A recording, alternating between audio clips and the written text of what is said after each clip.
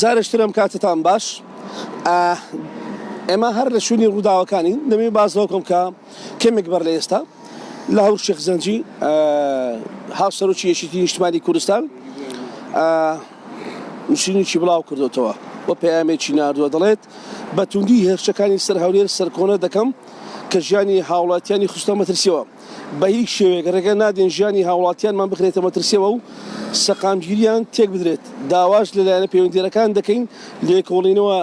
لەو هێرشانە بکەن و ئەنجامدەرانی ڕوبەڕووی لێپرسینەوە بکرێنەوە ئەمە وەکو هاوسەرۆکی یەکێتی نیشتیمانی کوردستان لە هەور شێخ زەنجی ئەمەی بڵاو کردوتەوە دەمێ باس دەوەش بکەم کە بەگوێرەی ئەو زانیاری ئێمە هەمانە بریندارەکانی ئەم شەو تکرایس دەستمان کەوتو زانیاریەکان سێ کەسن کە خەڵکی ڕۆژاوای کوردستانن یەکێکیان بەهۆی با بڵێن برینەکەیەوە قاچێکی بڕاوەتەوە و ئەوەی لە پشتمەوە کە دەیبینن ئەمە هێزانیەکان هەر لەو شوێنە ماون چۆڵیان نەکردووە و بەردەوام تیمی جیاواز دێنە شوێنی ڕووداوەکە و زانیاری جیاواز وەردەگرن لەسەر ڕووداوەکە.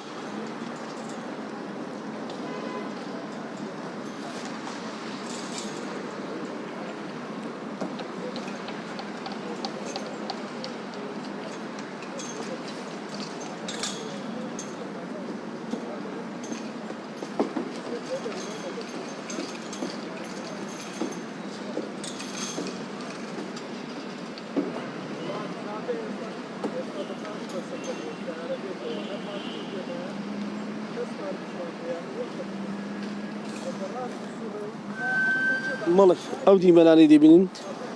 وەکو باسمان کرد کە ئەمە هێزە ئەمنیەکان لێرە ماون و تا ئێستا ئەوەی کە هەیە دەڵێن سێ بریندارە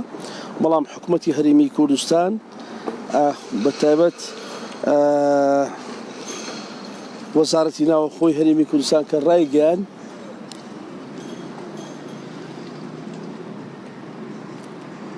باسی لەو کرد کە باسی لەوە نەکردووە کە چەند بریندار هەیە و چەند موشەکن بەڵام من دەمێ شتێشتری باسکەم کە لە ڕاگەیاندراوێکدا ببرن لە لێدوانێکی ڕۆژنامەوانیدا پارێزگاری جێگری پارێزگاری هەولێر و پارێزگاری هەولێر بە وەکالەت باز لەوە دەکات 10 موشک ئاڕاستەی هەولێر کراوە واتە ئەم شەو بەگوێرەی ئەو قسانێکە جێگری پارێزگاری هەولێر دەیکات 10 موشک لە شاری هەولێر کەوتونەتە خوارەوە و شوێنی موشەکەکانی دیاری نەکردووە.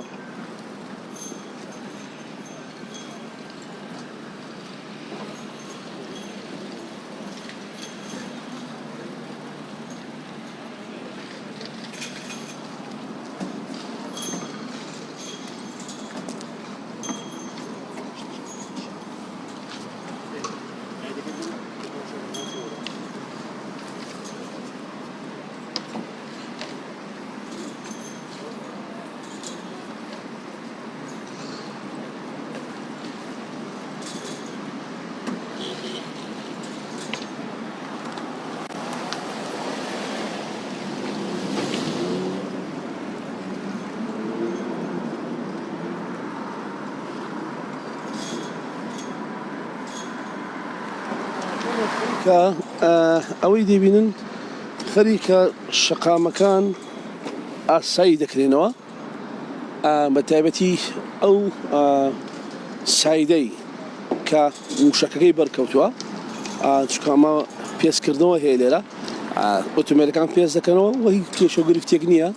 بەڵام لەو سەرەوە هەر داخراوە ڕەنگە تۆزێشتر ئەم سایدش بە تەواوەتی بکرێتەوە بەڕووی هاوڵاتیان هاتوچەی هاوڵاتیان.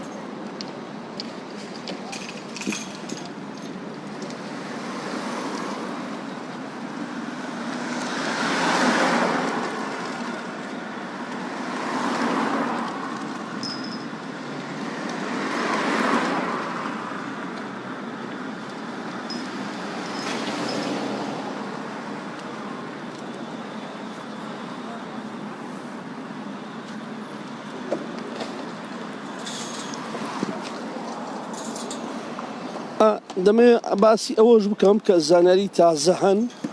و بەگوێرە و زانیارانەی دەست ئێمە دەکەوێت هەر ئێستا بەپەلا سوپای عێراق و حەشدی شەعبی لە میحوەری پردێ واتە نزیک کەرکووک نێوان هەولێر و کەرکووک خرانە حاڵەتی ئامادەباشیەوە نازانێت تا چەند ئەو ئامادەباشیە پەیوەندی بەم ڕووداوەی هەولێرەوە هەیە جگە لەوەش دەمێ بازدەوکە بکە چەند ڕۆژێکە و چەند هەفتەیەکە هێزێکی زۆر هێنراوەتەنە سونیلی مەخمور لە نێوان هەولێر و مەخمور و دوێنێ و ئەمڕۆ جوڵایان هەبوو ئەم هێزانە لەوێەوە نازانرێت ئۆپراسیۆنیان هەبووە یاخۆت ئاڵۆگۆڕی هێزەکانیان هەبوو لە شوێنانە بەڵام ئەم جوڵە سەربازیانە لە دوێنێ هەبووە لەوێ و ئەوەی ئێستاش باز دەکرێت کە خرانەتە حاڵەتی ئامادەباشیەوە ئەوەی پردێ سوپای عێراق و حەشدی شەعبی و تا ئێستا پشتڕاست نەکراوەوە کە ئەمە پەیوەندی بە ئەم ڕووداوانی هەولێرەوە هەیە یاننا ئەوەی کە باسم کرد تازە ئەمە دیارە ئەم سایدەی کە دەهات باڵن سایدی ئەو موشکەی بەرکردەوە پێم وایە ئەمە بەڕووی هاوڵاتیاندا کرانەوە وردە وردە دۆخەکە لێرە ئاسایی دەبێتەوە هێزە ئەمنیەکان لێکۆڵیناوەکانی خۆیان کردووە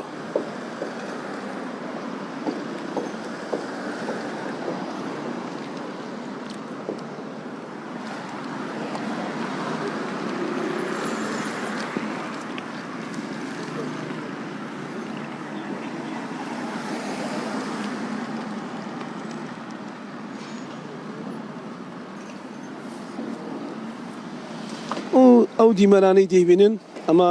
ئەو کۆمپانیای باسم کرد کۆمپانیای مارسیدس بێنز ئەوەی لە پشتمەوەیەکە زیانێکی بەرکەوتووە بەهۆی موشکەکەەوە ئەو دیمەرانەی دەبینەوە کە ئێستا پێشەنگاکە هەرچی ئۆتۆمبیلی تێدا هەبوو هەر هەمووی چۆڵ کرا ئۆتۆمبیلەکان بردنانە دەرەوە و دەیانوێت ڕووپۆشکن و دایپۆشن ئەم داپۆشنە ڕەنگە بیانوێ سیمای کۆمپانیەکەیان بەو شوێ دەرنەچێکە زیانی بەرکەوتووە و دەمێ بگەڕم وزارشت بگەڕمە سەعودی وێنانە ئێستا لەم شەقامە ئەوەی موشکەکەی بەرکەوتووە ئەمە لێرە دۆخەکە ئاسایی بۆتەوە هاتو چۆی هاوڵاتیان بە ئۆتۆمبیل وەکو ڕۆژانی پێشتری هاتوتەوە چکە لە ئێوارەوە لە دوای کەوتنی موشکەکە داخرا بوو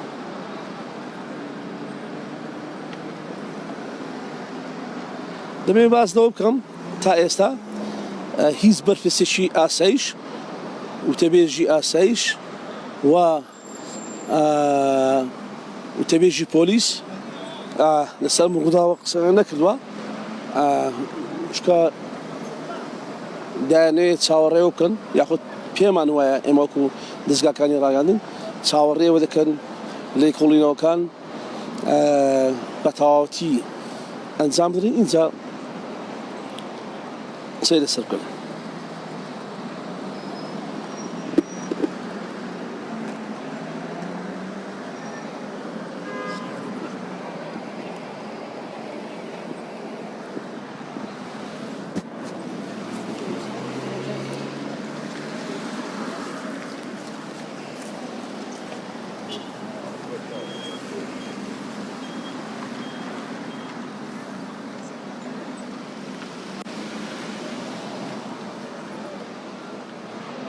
بەڵێ ئەو دیمەنانەی دەبینن ئەمە هەوڵماندان نزیک فڕۆکەخانەی نێودەوڵەتی هەولێر ببینەوە یاخود قوسڵخانەی گشتیمەتیە بەڵام ئەو شوێنە هەمووی داخرابوون تەنیا ئێرە ئێرەش سەرەتا ڕێگەیان بە کەس نەدەدا تۆماری ڤیدیۆیی یاخود وێنێ ئەو شوێنە بگرن دوایی ڕێگەیان بە دەستگاکانی ڕاگەیاندندا بۆ ئێمە شاتین ئێستاوەی دیبینن دۆخەکە ئاساییە بەڵام هێزە ئەمنیەکان هەر لێرە ماون و لە دیوی ناوەوەی شوخەکانی ناستی هێزی ئەمنی تێداون و لێکۆڕینەوە وا لێ ئەنجام دەدرێت خەڵکان ئەوانەی نیشتەجێن لەم گەڕەکانان هەر ماون واتە چۆڵ نەکراون ڕەنگە سەرەتا شڵەژانێکی زۆریان پێوە دیار بێ و ترسیان هەم بێ چکە موشک لە گەڕاکەکەیان کەوتووە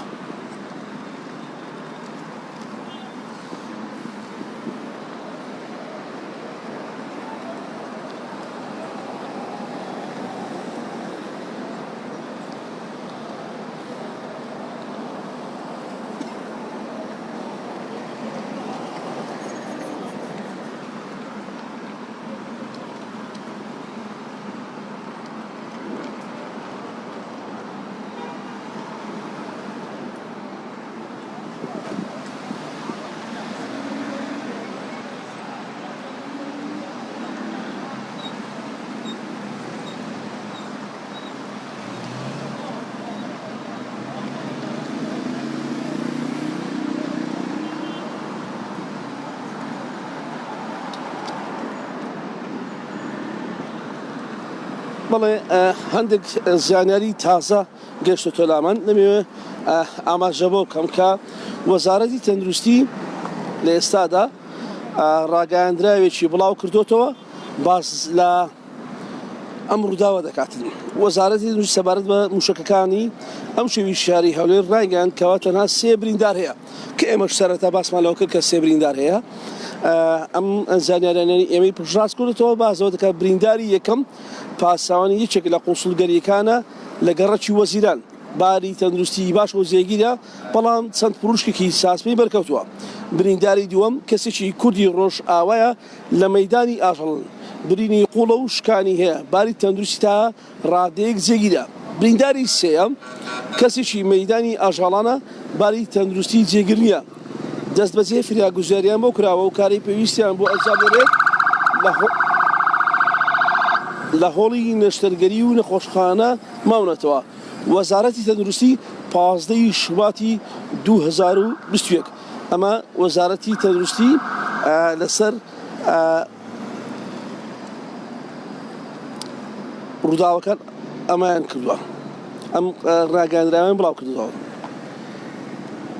ڕێباڕواکەی ئەندامی پەرلەمانی کوردستان لە فراکسیۆنی پارتی دیموکراتی کوردستان لە لاپەڕەی تۆڕە کۆمەڵاتیەکانی خۆی شتێکی بڵاو کردێتەوە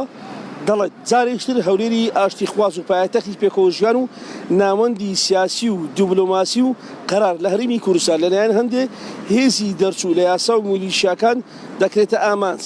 وێ ڕای ئیدانە و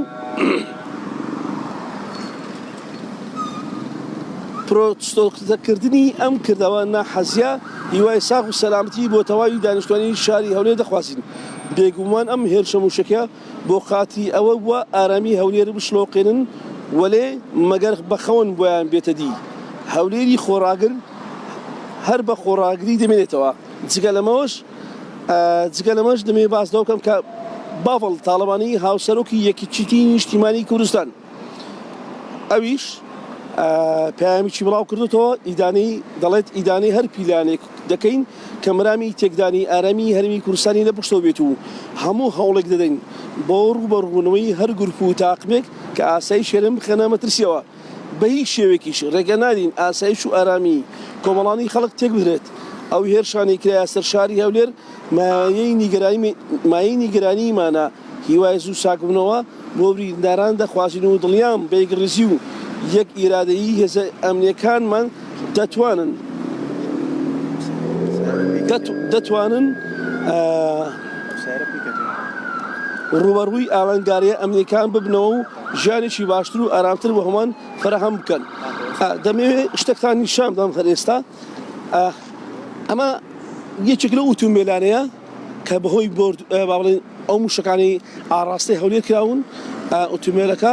تێک شکاوە و ئەمە هەمووی ساسمەیە بەری کەوتووە و ئەمە ئۆتۆمبیلەکانی هاتوچۆ ئەم توێنێ دەگوازنەوە ڕەنگە بۆڵی کۆڵینەوە بێ ڕەنگە بۆ ئەوەی بزانن زانیاری زیاتر یاخود زیانەکان چین کە بەر ئەو هاوڵاتی کەوتووە. ئەمە چگە بوو لە ئۆتۆمبیلانەی کە بەهۆی ئەم بۆردومانەوە موشەکانی کە ئاڕاستەی هەولێر کراون زیانی بەرکەوتوون.